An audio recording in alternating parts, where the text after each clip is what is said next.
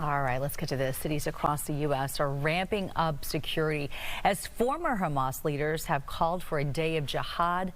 We're talking about demonstrations across the country that they're asking for. It comes as Israel's military has ordered more than 1 million citizens to evacuate from Gaza within 24 hours for their own safety. I mean, it is chaos right now. So Fox 26's Shelby Rose is in the studio with an update on the conflict and the effects it's also having back here at home. Shelby?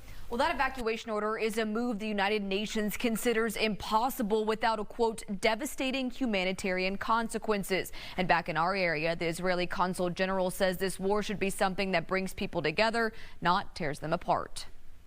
The IDF calls for the evacuation of all civilians from Gaza City. As the war in Israel continues to take the lives of innocent people, the U.S. government will begin arranging charter flights for Americans and their immediate family members who want to leave.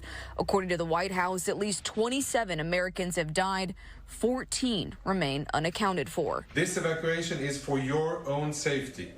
You will be able to return to Gaza City only when another announcement permitting it is made. It's a sign that a ground offensive is forthcoming. The Israeli military is urging more than 1 million civilians living in northern Gaza to evacuate as an operation to target Hamas militants group is carried out. You're already having this narrative coming out that somehow Hamas is the victim and not Israel. Hamas is advising Palestinians to ignore the warnings and stay in their homes. Our intelligence community is working diligently, as are our law enforcement, to root out and find ways in which there might be risks that we can stop and prevent. In cities across the U.S., increased security measures are now in place following a former Hamas leader's call for protests and a, quote, global day of jihad.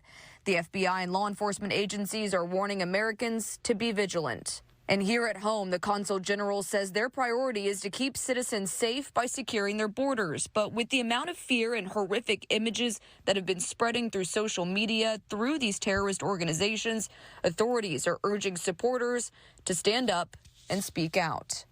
Terrorism is not only done with guns and artillery. Terrorism is also done by fear.